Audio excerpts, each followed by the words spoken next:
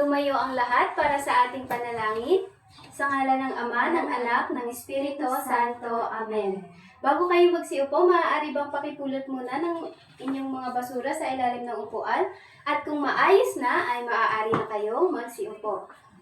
Magandang araw, Grade 4. Magandang araw din po. Handa na ba kayo para sa panibagong talakayan ngayong araw? Opo. Mabuti! Bago tayo magsimula, ay alamin muna natin kung may liban ba sa ating klase. Kapag tinawag ko ang inyong pangalan, itataas nyo lamang ang inyong kanang kamay at sasabihin, naririto po. Ano nga po ang sasabihin mga bata? Naririto po. Nancy Ampilocchio? Naririto po. Cherry May Batoto? Naririto po. Ayan, ako'y nagagala dahil walang liban sa ating klase ngayong araw. Ibig sabihin, ang bawat isa ay may bagong oportunidad upang matuto sa bagong aralin. Sino kaya sa inyong nakakatanda na huli nating pinag-aralan? Sige nga, Cherry. Tungkol po sa mga basura. Tapos may tatlo po siyang uri, yung nabubulok, di nabubulok, tapos nare-resiklo. Mahusay. At kapag itatapon natin ang mga ito, ay dapat nakasegregate o nasa tamang basurahan. Tama po ba? Opo. Magaling, Grade 4. Ako'y nagagalak sapagkat natatandaan niyo pa ang ating tinalakay noong nakaraang araw. Yan. Gusto niyo bang maglaro, mga bata? Opo. Okay, makinig sa ating mechanics. Yan. Ang tatawagin natin ng ating laro ay ayusin mo ako. Ang ating mechanics ay una, magpakita ang guro ng magulong letra ng salita. Pangalawa, huhulaan ng mga mag-aaral ang salita. Mabubuo nito. Pangatlo, kung sino ang unang tumaas ang kamay at makahula ay magkakaroon na isang puntos. So, pwede niyong gamitin ang puntos na makukuha niyo dito pandagdag Quiz. sa ating quiz. Tama. Nauunawa po ba mga bata? Opo. Sino ang gustong sumagot sa number 1? Sige nga, Cherry. Papel. Tingnan nga natin kung papel. Tama, papel. Sino ang gustong sumagot sa number 2? Sige nga, Nancy. Carton po. Tingnan nga natin kung tama. Carton. Tama, karton. Sino ang gustong sumagot sa number 3? Ako. Sige nga, Cherry. Plastic. Tingnan nga natin kung plastic. Tama, plastic. Yeah. Sino gusto sumagot sa number 4? Sige nga, Nancy. Metal po. Tingnan nga natin kung metal nga. Metal. Wow, metal. Tama. Sino gusto sumagot sa number 5? Sige nga, Cherry. Salamin. Tingnan nga natin kung tama kung salamin. Tama, salamin. Nasiyahan ba kayo sa ating ginawang laro? Opo. Ayan, mabuti kung ganun. Ngayon naman ay magpapakita ako ng mga larawan at uobserbahan niyo lang at sasagutin ang aking mga katanungan patungkol dito. Ito ang unang larawan. Ano kaya ang napapansin niyo mga bata? Mga basura po. Mga kalat. Ano kaya ang tamang gawin sa mga basurang ito? Dapat po hindi nakakalat kasi masamang tingnan, tapos baka masama po sa kalusugan. Mahusay. Ito naman ang pangalawang larawan.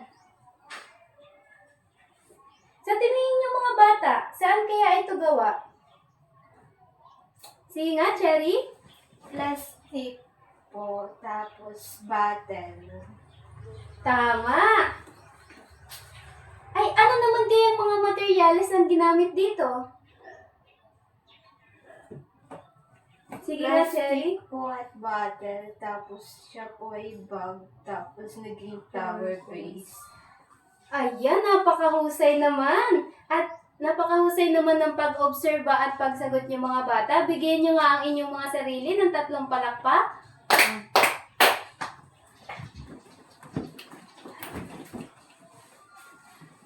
Ngayon, base sa ating ginawang aktibidad kaganina, ano sa palagay nyo ang ating tatalakayin ngayon? Tungkol po dun sa mga basura, tas parang pwede pa pong gamitin. Mahusay, bigyan si Cherry ng 3 palakpak. Mahusay, ang ating tatalakayin ngayong araw ay tungkol sa mga kagamitang maaari pang irisiklo.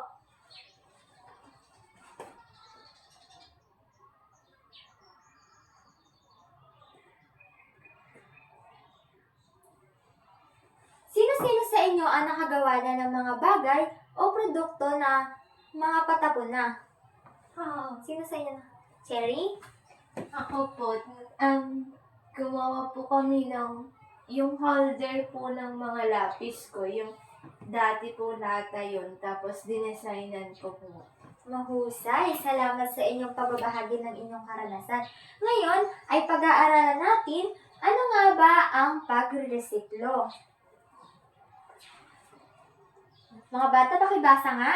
Ang pagre-resiklo ay ang proseso ng pagbabago ng mga basurang materyales upang maging bagong bagay o produkto. So, narito ang mga halimbawa ng mga kagamitang maaaring iresiklo. Una ay ang papel at cartoon. Pakibasa nga mga bata. Ang papel at karton tulad ng dyaryo, magazine, papel o opisina, kahon ng karton at paperboard ay maaaring i-recycle upang maging bagong papel, notebook, paper bags, at iba't ibang likhaing sining o dekorasyon. Yung nakikita niyong larawan na yan ang mga halimbawa ng nagamit ang papel at cartoon.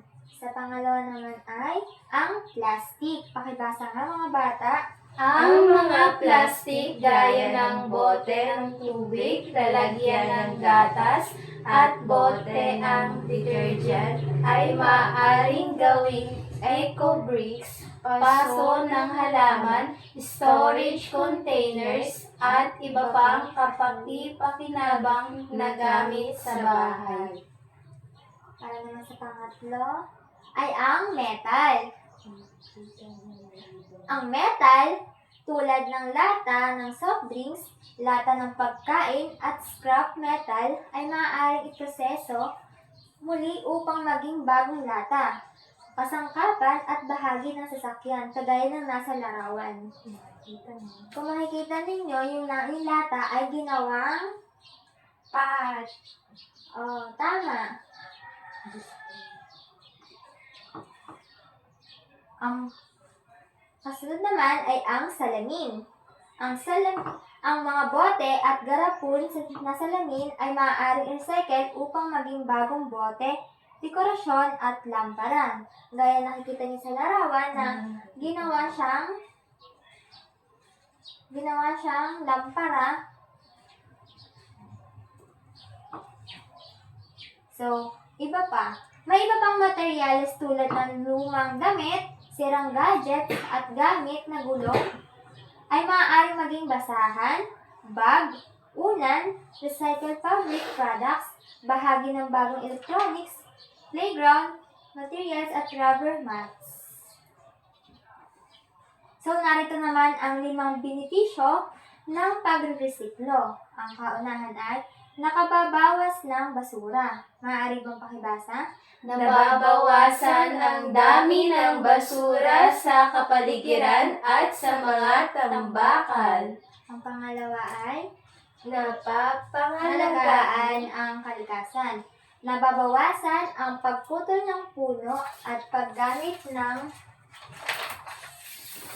bagong likas na yaman. Ang pangatlo naman, nakababawas ng polusyon. Nakatutulong ito upang mabawasan ang polusyon sa hangin, tubig at lupa. Ang pang-apat naman po ay nakakatipid ng enerhiya at materyales. Mas kaunting enerhiya ang ginagamit kumpara sa paggawa ng bagong produkto mula sa hilaw na materyales. Ang panglima naman ay nabasa. Nagbibigay ng bagong gamit sa lumang bagay. Ang mga lumang materyales ay nagiging kapakipakinabang muli sa halip na itapon lamang. So, kung papansin natin, malaki ang benepisyong dulot ng recycling sa ating kalikasan. Maaari natin itong maipakita sa pamamagitan ng digital poster. So, noong nakaraang markahan ay pinag-aralan niyo yung pagkutingting ng cellphone o computer sa pag-edit ng visual sa Canva. Ngayon ay muli nating sariwain ang ating isip kung paano yung proseso nito. So, ngayon ay pupunta tayo sa Canva. Doon natin makikita o doon tayo makakagawa ng poster. Nakikita natin ito yung mga shapes.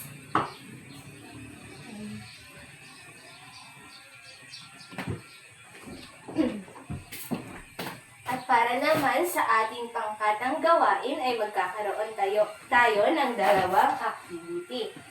Ang una ay ang crafting. Nandito ang instruction. Pakibasa nga ng instruction. Gagawa ng isang likhang sining o crafts. Maaaring pumili sa mga natalakay na naresiklong materyales, papel at karton, plastic, metal at salamin. Yan ang gagawin ng para sa unang pangkat. Ang ikalawa naman ay ang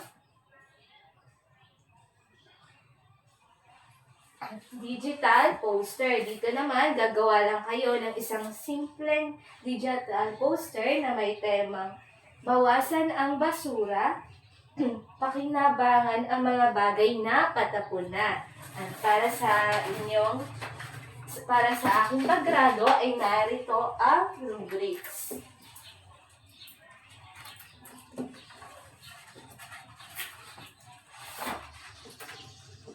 Yan. Teka, yung grupo niyo nga pala. Ito ang unang grupo at ito ang ikalawang grupo. Yung unang grupo ay gagawa ng Crafting. ay yung pangalawang grupo ay gagawa naman ng Digital poster. yan. Maaari na kayong magsimula. May dala naman kayong gamit, hindi ba? Oo. Sabi ng nakaraan. Yan.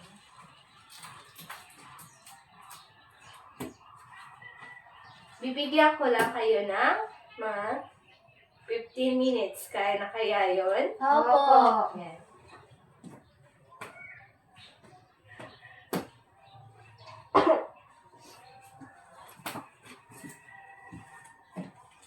Tapos na kaya? Opo. Yan. Maaari niyo bang i-presenta ang mga gawa niyo sa unahan? Opo. Sige nga, kayo muna, group 1. Magandang araw po. Ang amin pong ito po ang gawa ng Group 1. Ito po ay gawa po sa styrofoam. Kung saan po ay ginupit po namin yung styrofoam at tinahi-tahi at ito na po yung naging produkto. Nilagyan po namin ito na design na teddy bear. Yan. Palakpakan ng unang grupo. Ikalawa naman.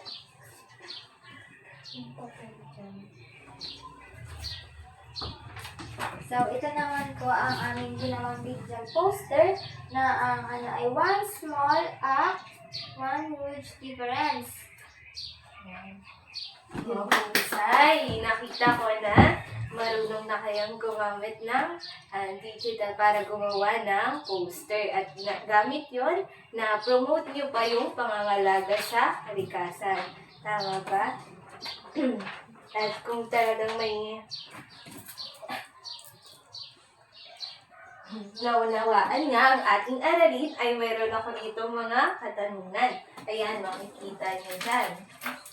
Para sa unang bilang, ang tanong ay, ano ang pagre-resiklo? Sino kaya ang gusto sumagot? Yan, Juliet. Ang pagre-resiklo po ay ang proseso ng pagbabago ng mga basurang materyales upang maging bagong produkto.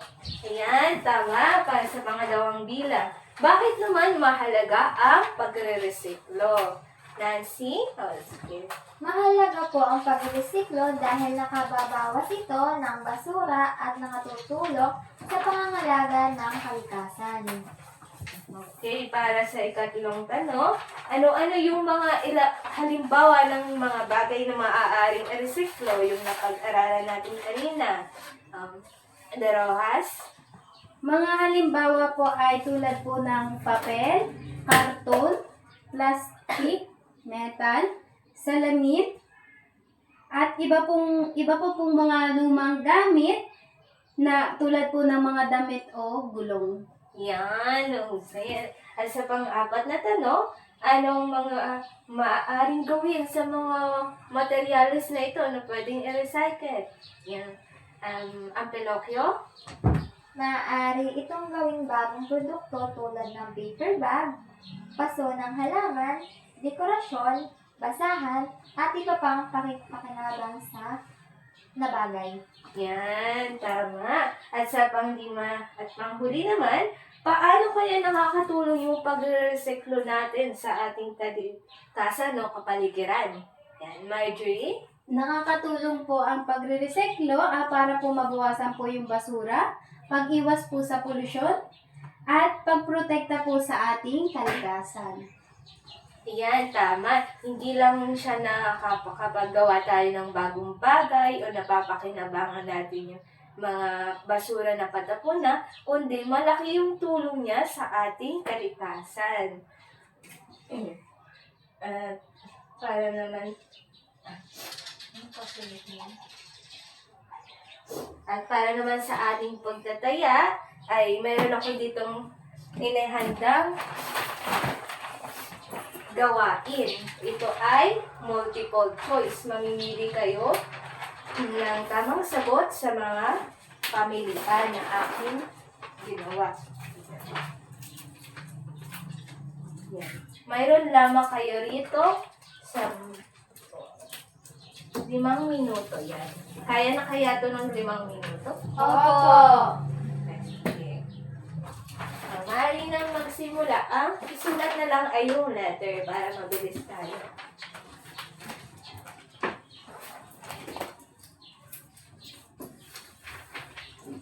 Yan, kita ba? Opo.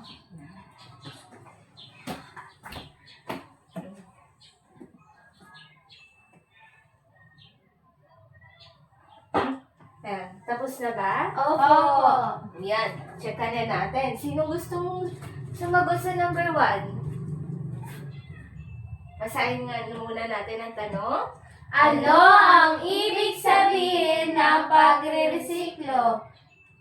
A. Pagtatapon ng basura. B. Pagbabago ng basurang materyales upang maging bagong produkto.